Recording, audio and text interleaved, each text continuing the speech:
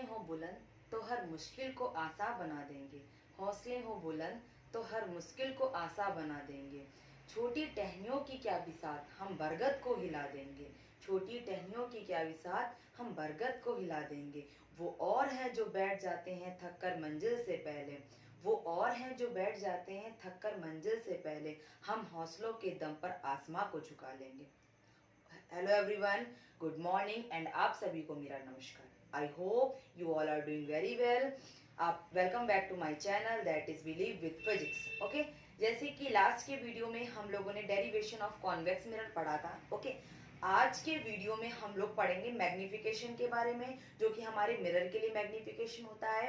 Magnification को हम लोग कैसे फाइंड करते हैं, मैग्निफिकेशन की डेफिनेशन क्या होती है, एंड उससे रिलेटेड मतलब इस चैप्टर मिरर के चैप्टर से रिलेटेड कुछ क्वेश्चंस को सॉल्व करेंगे, जो कि आपके अपकमिंग एग्जाम के लिए बहुत इंपॉर्टेंट है। जिस तरीके के क्वेश्चन आपके एग्जाम में आ सकते हैं, उस तरीके के क्वेश्चंस को हम लोग यहाँ पर सॉल्व करेंगे। ओके, सो स्टार्ट करते हैं मैग्निफिकेशन से कि व्हाट इज मैग्निफिकेशन, मैग्निफिकेशन होता क्या है।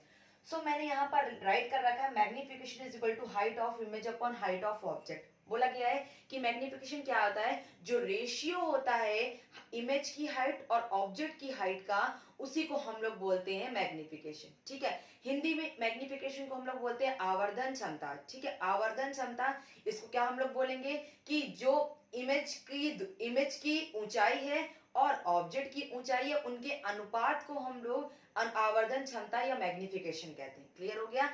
इमेज की हाइट ऑफ इमेज और हाइट ऑफ ऑब्जेक्ट के रेशियो को ही हम लोग मैग्निफिकेशन बोलते हैं। ठीक है, फॉर्मूला होता है small m, that is the magnification. जो ये हमारा m है, ये मैग्निफिकेशन है, एंड I हमारी image of height of image है, एंड O हमारा हाइट ऑफ ऑब्जेक्ट है, इज इक्वल टू होता है माइनस v अपॉन यू। अब क्वेश्चन क्या आएगा कि मैम मैग्निफिकेशन हमारे यहाँ पर माइनस वी अपॉन यू आया। क्योंकि माइनस वी अपॉन यू इसलिए आया है क्योंकि हमने देखा है कि कॉन्वेक्स में जब भी हम लोग कॉनकेव मिरर के इस केस में देखते हैं, तो कॉनकेव मिरर के केस में जिस तरफ हमारा ऑब्जेक्ट रहता है उसी तरफ हमारी इमेज भी बनती है। तो जब हम इसका प्रूवमेंट करते हैं, तो इस वजह से हमारा जो प्रूवमेंट होता है, प्रूवमेंट से जो हमारा सॉल्यूशन होता है, उसमें माइनस वी अपॉन यू होता है। अगर आप लोगों को इसका प्रूवमेंट पढ़ना है तो प्लीज कमेंट में आप बता दीजिएगा, मैं इसका प्रूवमेंट भी आपको करा दूंगी। ठीक है ना।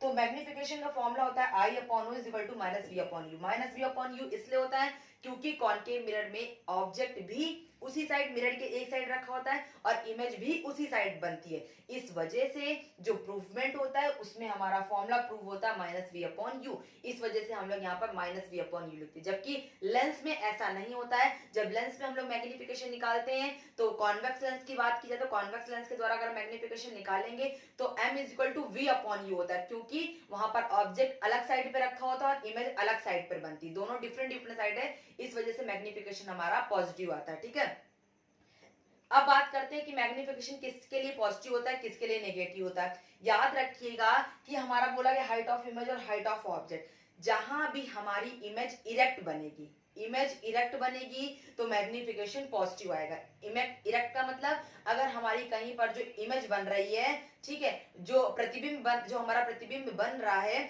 उसके द्वारा जो हमारी इमेज बनेगी, इमेज अगर हमारी इरेक्ट हुई, सीधी हुई, तो हमारा मैग्निफिकेशन पॉजिटिव होगा।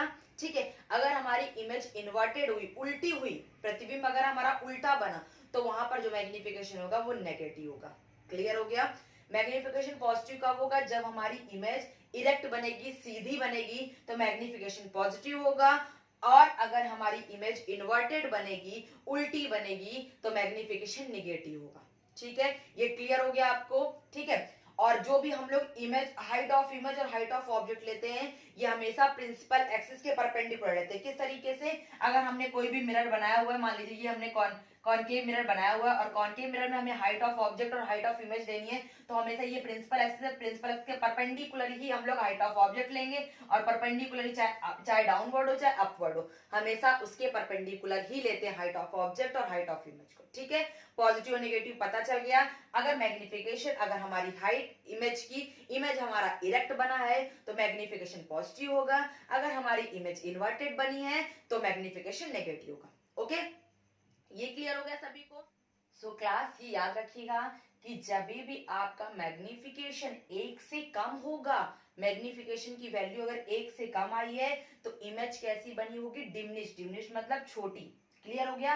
और अगर मैग्निफिकेशन 1 के इक्वल होता है तो इमेज कैसी बनी होगी, सेम साइज ऑफ ऑब्जेक्ट, जिस ऑब्जेक्ट जो साइज ऑब्जेक्ट का है उसी साइज की इमेज बनी होगी, मतलब बराबर। ठीक है। और मैग्निफिकेशन अगर 1 से ज्यादा है तो हमेशा हमारी इमेज जो होगी मैग्निफाइड बड़ी होगी। क्लियर हो गया। मैग्निफिकेशन के बारे में मैंने आपको सारी चीजें एकदम क्लियर वर्डों में बता दी है। ठीक है। अभी भी अगर कोई प्रॉब्लम हो तो प्लीज आप मेरे को कमेंट में बोल दीजिएगा, मैं आपको उसको डिस्क्राइब कर दूंगी। क्लियर हो गया। अब नेक्स्ट आते हैं जो कि आपके 10th क्लास के सिलेबस में नहीं है, बट ये आपका कंपटीशन एग्जाम में और इंटर क्लास जो भी फर्स्ट ईयर इंटर पढ़ते हैं बच्चे, उनके एग्जाम में ये क्वेश्चन आता है कि what is conjugate foci. Conjugate foci क्या होती है, तो 10th क्लास के बच्चों को भी अगर ये पढ़ लेंगे तो कोई दिक्कत नहीं है। कॉन्जुगेट फोकाई का मतलब क्या होता है मैं आपको बताती हूँ। ठीक है। कॉन्जुगेट फोकाई का मतलब है, मान लीजिए कॉन्केव मिरर आपका बना हुआ है। ठीक है। कॉन्केव मिरर में हमने ऑब्जेक्ट यहाँ पर रखा हुआ है। ठीक है। हमने ऑब्जेक्ट यहाँ पर रखा हुआ, इस जगह ऑब्जेक्ट रखा हुआ है और इमेज मान लीजिए यहाँ से ऐसे गई और यहाँ से ऐसे गई और इमेज हमारी यहाँ पर बन गई। ठीक है। आई आई डैश, ये ओ ओ डैश। ठीक है। तो बोला गया यहाँ पर ऑब्जेक्ट रखा है, ये इमेज बनी। अगर हम इस ऑब्जेक्ट को उठाकर यहाँ पर रख दें तो भी तो हमारी इमेज बन सकती है, तो भी हम रिफ्लेक्शन कर सकते हैं, रिफ्लेक्शन करेंगे और हमारी इमेज बन जाएगी। ठीक है। तो इसी को बोलते हैं कॉन्जुगेट फोकाई। ठीक है। जब हम इमेज की जगह पर ऑब्जेक्ट को रख दें और ऑब्जेक्ट की जगह पर हमारी इमेज बन जाए तो इसी को हम लोग बोलते हैं कॉन्जुगेट फोकाई। ठीक है ना। संयुग्मी फोकस बोलते हैं इसको, संयुग्मी फोकस। ठीक है ना। तो संयुग्मी कॉन्जुगेट फोकाई का मतलब होता है संयुग्मी फोकस हिंदी में। ठीक है। मतलब क्या होता है कि जब हमने किसी ऑब्जेक्ट से इमेज बनाई तो अगर हम इमेज की पोजीशन पर ऑब्जेक्ट को रख दें और ऑब्जेक्ट की पोजीशन पर हमारी इमेज बन जाए तो ये होता है हमारा कॉन्जुगेट फोकाई। ये सिर्फ और सिर्फ होता है कॉनकेव मिरर में, कॉन्वेक्स मिरर में पॉसिबल नहीं है। कॉन्वेक्स मिरर में क्यों नहीं पॉसिबल है बताती हूँ मैं आपको। ठीक है। कॉन्वेक्स मिरर में इस तरीके से हमारा कॉन्वेक्स मिरर होता है, यहाँ पर ऑब्जेक्ट रखा हुआ है, यहाँ से हमने इमेज बनाई, ये ऐसे फोकस से गई और ये सेंटर ऑफ कर्वेचर से गई, यहाँ पर हमारी इमेज बन गई। ठीक है। अब अगर हम ऑब्जेक्ट को इमेज की जगह रखेंगे तो क्या रिफ्लेक्शन होगा, क्योंकि ये मिरर के पीछे इमेज बनी है। तो अगर हम ऑब्जेक्ट यहाँ पर रखेंगे तो रिफ्लेक्शन होगा ही नहीं, और रिफ्लेक्शन होगा नहीं तो इमेज बनेगी नहीं। तो सिर्फ कॉन्जुगेट फोकाई जो है वो सिर्फ और सिर्फ अप्लाई होती है कॉनकेव मिरर के लिए, कॉन्वेक्स मिरर के लिए अप्लाई नहीं होती है। क्लियर हो गया। मैग्निफिकेशन और कॉन्जुगेट फोकाई में अगर किसी को थोड़ा सा भी डाउट है तो प्लीज कमेंट में बोलिएगा, मैं आपको श्योर बता दूंगी। ओके। अब इसके एक या दो न्यूमेरिकल सॉल्व कर लेते हैं, किस तरीके से मिरर के न्यूमेरिकल आते हैं। अगर आप लोग बोलोगे और न्यूमेरिकल सॉल्व कराने के लिए तो मैं और भी करा दूंगी। ठीक है ना। तो न्यूमेरिकल सॉल्व करते हैं।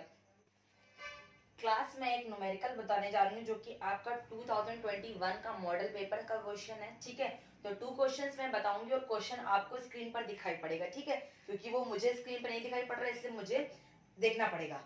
तो क्वेश्चन बोल रहा है आपका, क्वेश्चन बोल रहा है the image of an object is formed on the object itself placed at 36 centimetre from the pole. तो इसका मतलब है एक ऑब्जेक्ट है, जिस ऑब्जेक्ट की इमेज उसी ऑब्जेक्ट पर ही बन रही है, मतलब जहां पर आपका ऑब्जेक्ट रखा है इमेज भी वहीं पर बन रही है। तो मतलब क्या हमें समझ में है कि हमारी इमेज कहां पर, ऑब्जेक्ट कहां पर रखा होगा, सेंटर ऑफ कर्वेचर पे, सेंटर ऑफ कर्वेचर पे रखा था तो हमारी इमेज भी सेंटर ऑफ कर्वेचर पर ही बनती है। ठीक है। तो बोला गया ऑब्जेक्ट भी वहीं पर रखा और इमेज भी वहीं पर बन रही है। तो गिवन लिखेंगे तो यू हमारा क्या है, -36 centimetre, centimetre yes, and v भी हमारा क्या होगा, -36 सेंटीमीटर, क्योंकि इमेज भी हमारी वहीं पर बन रही है। From the pole on the principal axis of a concave mirror calculate the focal length of the mirror. Focal length आपको निकालनी है। ठीक है। फोकल लेंथ निकालनी है। सॉल्यूशन की बात करें अगर हम लोग, तो सॉल्यूशन अगर हम लोग करेंगे तो फॉर्मूला लगता है 1/f is equal to 1/v plus 1/u। ये फॉर्मूला होता है हमारा मिरर का। 1/v की वैल्यू माइनस का 36 प्लस u की वैल्यू माइनस का 36 एंड माइनस का 1/36 माइनस का 1/36। एलसीएम लिया 36 -1 तो -2/36, और अगर हम इसको डिवाइड करेंगे तो 1/18 आएगा 1/f। And 1 upon f is equal to आएगा माइनस का 1/18 एंड एफ की वैल्यू हम लोग लिख सकते हैं माइनस का 18 सेंटीमीटर। क्लियर हो गया? ये आपका सॉल्यूशन हो गया जो क्वेश्चन नंबर सेकंड का ए पार्ट है। ठीक है, थोड़ा सा ट्रिकी क्वेश्चन है, अगर आप इसको समझ नहीं पाओगे, इसकी लैंग्वेज को क्लियर नहीं कर पाओगे तो आपको ये सॉल्यूशन समझ में नहीं आएगा, ये क्वेश्चन ही नहीं समझ में आएगा, आप क्वेश्चन को अटेम्प्ट नहीं कर पाओगे। और क्वेश्चन देख लीजिए आप कितना सिंपल है, लेकिन आपको क्वेश्चन की लैंग्वेज को समझना आना चाहिए। अगर आप क्वेश्चन की लैंग्वेज को नहीं समझोगे तो आप क्वेश्चन को अटेम्प्ट नहीं कर पाओगे। ठीक है, अगर आप चाहते हो कि इस तरह की क्वेश्चन मैं आपको और कराऊं तो प्लीज कमेंट में बोलिएगा। ओके, नेक्स्ट आपका एक क्वेश्चन है, क्वेश्चन नंबर सेकंड का बी पार्ट ही है, बी पार्ट ही है, इसमें भी हम लोग गिवन लिखते हैं। सो बोल रहा है at 2 centimetre height object is placed at a distance of 20 centimetre. बोल रहा है ऑब्जेक्ट की हाइट 2 सेंटीमीटर। तो आप सभी को पता है ऑब्जेक्ट की हाइट को हम लोग O से लिखते हैं, दैट इज 2 सेंटीमीटर। ठीक है, 2 सेंटीमीटर। और बोला गया placed at a distance of 20 centimetre. Placed at a distance, तो किसको बोला गया? ये ऑब्जेक्ट को ही बोला गया। ऑब्जेक्ट हमारा कितने सेंटीमीटर पे रखा है? 20 सेंटीमीटर पे रखा है। तो U is equal to also minus का 20 सेंटीमीटर। क्लियर हो गया? नेक्स्ट आपको बोला है from concave mirror, concave mirror के लिए the image is real, image real बन रही है, इन्वर्टेड बन रही है एंड 3 सेंटीमीटर साइज, साइज कितना है? 3 सेंटीमीटर। तो इमेज रियल बन रही है, इन्वर्टेड, इन्वर्टेड का मतलब उल्टी होगी, तो उल्टी होगी तो आई कैसा होगा? नेगेटिव होगा, तो माइनस का 3 सेंटीमीटर। ठीक है, क्लियर हो गया? नेक्स्ट आगे बोला गया है find the focal length of the mirror and position of image. Find the focal length F और पोजिशन को बोलते हैं हम लोग वी। ये दोनों हमें फाइंड करने हैं, तो हम लोग सॉल्यूशन करते हैं। सॉल्यूशन अगर हम लोग करते हैं इसको तो हमें v भी पता करना है और f भी पता करना है। ठीक है, तो अगर हम लोग मैग्निफिकेशन लगाते हैं तो मैग्निफिकेशन होता है हमारा i और o हमें पता है, तो i अपॉन o। ठीक है, i की वैल्यू है माइनस का 3 और o की वैल्यू है 2, तो मैग्निफिकेशन आ गया माइनस का 3/2। तो अब मैग्निफिकेशन एक और होता है माइनस का v अपॉन u के इक्वल भी होता है। ठीक है, मैग्निफिकेशन तो माइनस और v अपॉन u की वैल्यू है माइनस का 20। ठीक है, और m की वैल्यू यहाँ पर माइनस का 3/2 रख देंगे हम लोग। सो ये minus cancel, v is equal to आ जाएगा क्रॉस मल्टीप्लाई, तो 3 इंटू माइनस का 20 अपॉन 2, इसको क्रॉस किया तो ये 10 आया और मल्टीप्लाई किया तो v की वैल्यू आ गई माइनस का 30 सेंटीमीटर। ठीक है, v आ गया। अब हमें f निकालना है, तो formula 1 upon f is equal to 1 upon v plus 1 upon u. 1 upon v की वैल्यू माइनस का 30 प्लस यू की वैल्यू माइनस का 20 1 अपॉन एफ, तो 1 upon f is equal to minus का 1 अपॉन 30, ये plus minus minus 1 upon 20 and LCM लेंगे तो 60 आएगा एंड यहाँ पर माइनस का 2, ये माइनस का 3, माइनस का 5/60 1 अपॉन एफ, और अगर इसको डिवाइड करेंगे तो 12 आएगा। एफ की वैल्यू आएगी माइनस का 12 सेंटीमीटर। क्लियर हो गया? ये आपके 2 न्यूमेरिकल के सॉल्यूशन है। आई होप आप सभी को ये न्यूमेरिकल समझ में आएंगे और मैंने जो भी आज आपको पढ़ाया वो आपको बहुत अच्छे से समझ में आया होगा। अगर आपको किसी भी तरीके का डाउट है, आपको कुछ चीजें पता करनी है, कुछ चीजें जाननी है, किसी पढ़ाई से रिलेटेड कुछ भी तरीके की अगर आपको जानकारी लेनी है पढ़ाई से रिलेटेड, तो आप प्लीज कमेंट में बताइएगा। ओके, आई होप आपको ये वीडियो बहुत अच्छा लगा होगा। अगर आपको वीडियो अच्छा लगा हो तो प्लीज लाइक कर दीजिए। जिन्होंने मेरे चैनल को सब्सक्राइब नहीं किया, अगर आपको इस तरीके की इंपॉर्टेंट टॉपिक को पढ़ना है, इंपॉर्टेंट चीजों को समझना है, और भी मैं मोटिवेशनल वीडियो भी लाती हूँ, आपको स्टडी टिप्स भी बताती हूँ, तो अगर आपको इस तरीके की इंपॉर्टेंट वीडियो को देखना है तो प्लीज मेरे चैनल को सब्सक्राइब कर दीजिए एंड जितना हो सके उसको शेयर करिए। Okay, thank you all of you.